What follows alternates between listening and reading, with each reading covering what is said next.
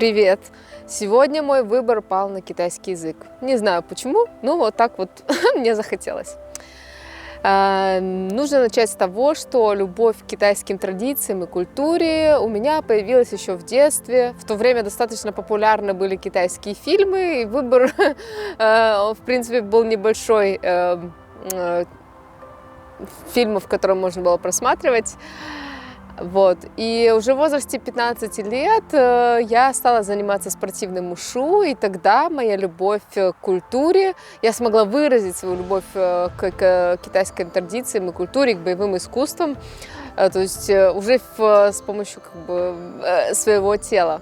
И, конечно, в результате тренировок я сталкивалась с китайским языком, со словами приветствия, прощания, счет от 1 до 10, ну и с различными терминами и названиями. И именно тогда у меня еще больше проявился интерес к китайскому языку. И вот, уже закончив свою спортивную карьеру, уже обучаясь в университете, то есть это было больше 15 лет назад, много времени прошло, когда китайский язык стал набирать особую популярность, я решила заняться его изучением более плотно.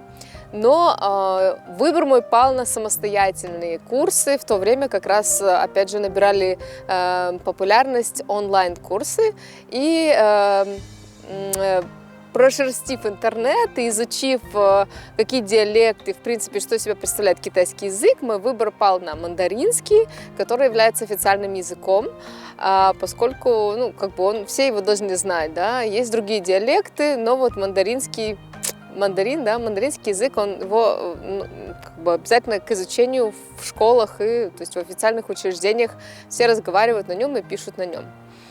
Я могу сказать, что энтузиазм у меня достаточно быстро исчез, поскольку меня хватило буквально на несколько занятий, поскольку китайский язык достаточно непростой в изучении, и есть и другой диалект, достаточно распространенный кантонский, и в кантонском больше тонов, вот насколько мне известно, в мандаринском 4 тона, некоторые лингвисты считают, что считают нейтральный тон 5-м.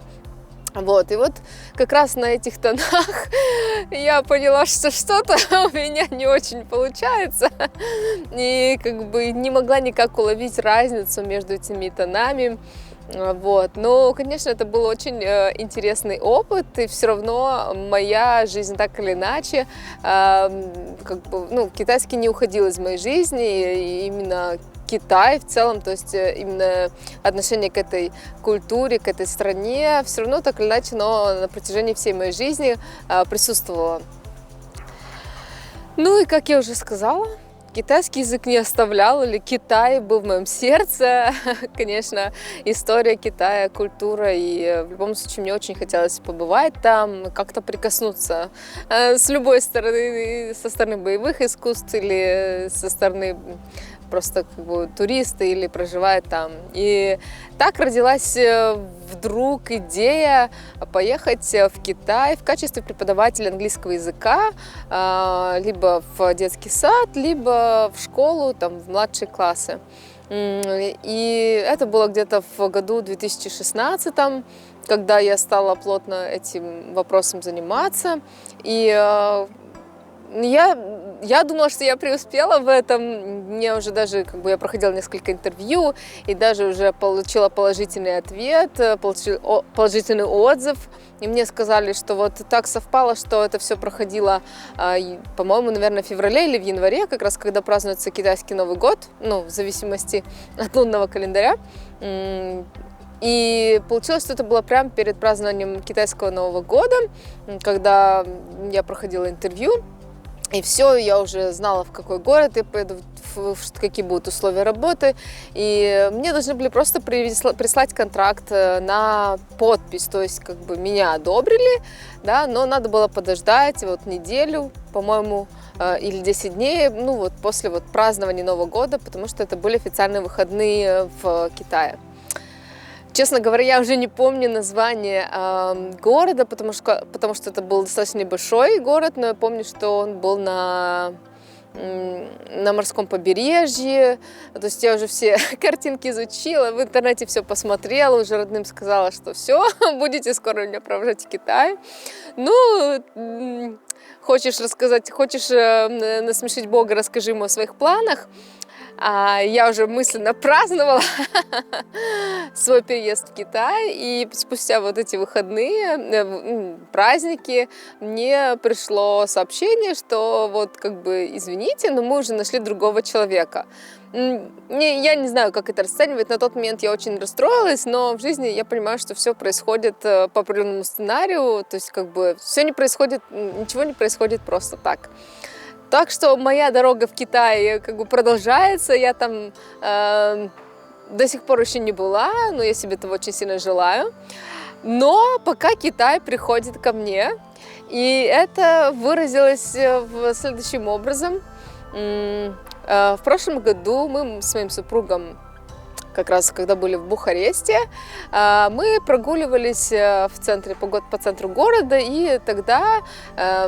Этим летом это уже как бы стало достаточно распространенной историей, но тогда стал особенно популярным, называется bubble tea, то есть чай, в котором такие шарики со вкусом различных фруктов, ну, в общем, различных фруктов каких угодно на выбор. Ну, или фруктов, или каких-то интересных вкусов, что как бы для для русского человека достаточно такое... нестандартный напиток.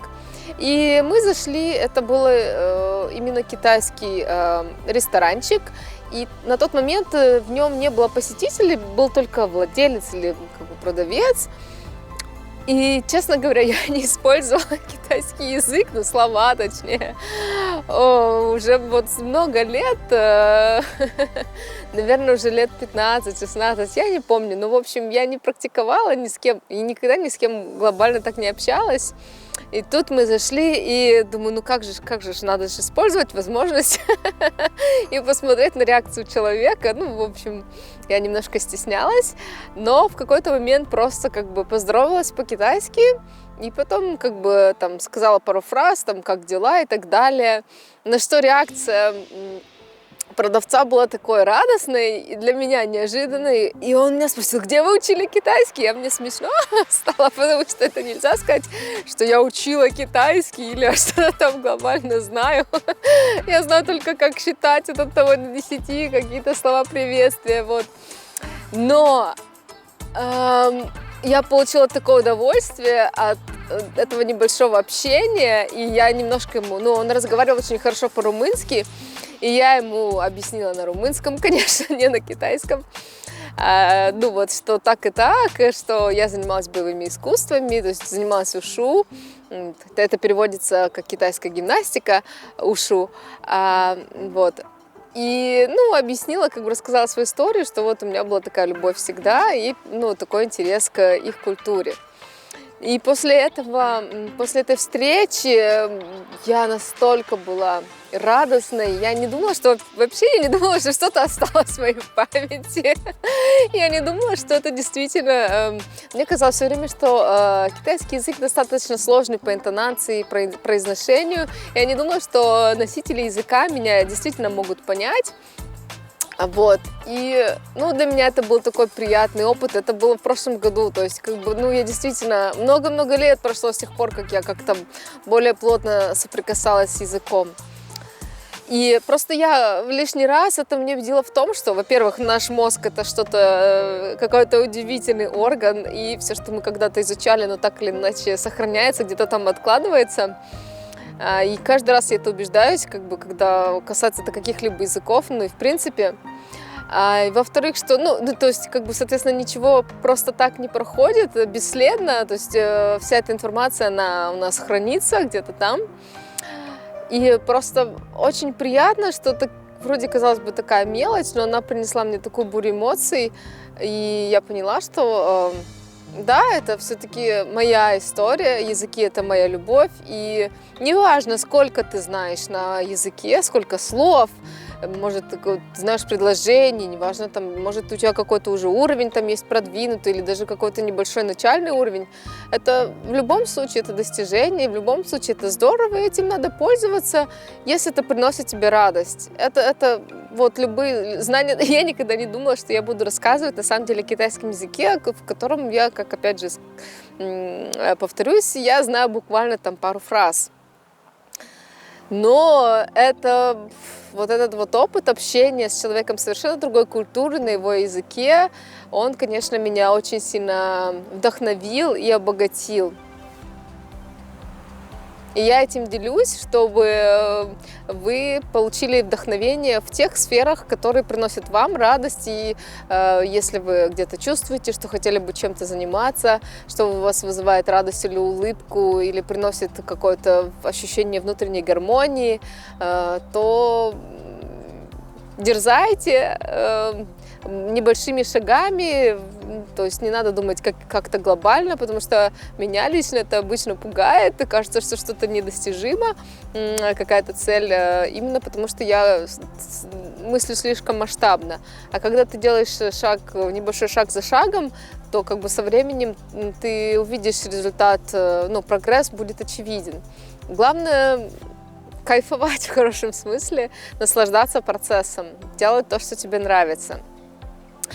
И хотела как раз вот сказать интересный факт, то есть я тут не так много, я не упоминала никакие слова китайские, но интересный факт, что в Китае, когда спрашивают, как дела, они спрашивают не задают именно вопрос, как дела, как мы говорим, допустим, по-русски, а они спрашивают «Ни че фань лама?». Я не знаю, насколько это сейчас корректно я произнесла, но смысл, дословный перевод это «А вы уже поели?». То есть, и это то же самое я спросила, вот такой вопрос я и задала китайцу в Бухаресте. То есть, «Ни че фань лама?», то есть, вы уже поели? Потому что логика заключается в следующем. То есть, если вы поели, значит, у вас есть еда на столе. Если у вас есть еда, значит, у вас есть деньги, средства приобрести эту еду. Ну, а если у вас есть средства, значит, у вас все хорошо. И поэтому, если человек говорит, что да, я поел, да, это значит, что дела у него идут хорошо. Ну, вот такое необычное, необычный вопрос, да, то есть необычное такое приветствие у китайцев. Вот, и хотела бы провести небольшую параллель, возвращаясь к румынскому языку. Кто не видел, есть у меня небольшой ролик про румынский язык, то есть я рассказываю совсем чуть-чуть про языки, просто вот делюсь своим опытом. Вот по-румынски, когда человек спрашивает, как у тебя дела, да, то он говорит «че фач?». То есть, если дословно, можно переводится это как «что ты делаешь?». И почему-то я как бы со школы привыкла отвечать, я не знаю, что делаешь, это значит, что я делаю там, гуляю, читаю, работаю, не знаю. Ну, в общем, каждый раз, когда я переехала в Бухарест, и когда меня спрашивали люди «че фач?», вместо ответа, что как бы хорошо, бине, или аша-ша-ша, то есть так себе. Я все время отвечала лукрез, то есть работаю, читеск, читаю и так далее. И до сих пор у меня еще осталась эта автоматическая реакция, что я отвечаю на прямой вопрос.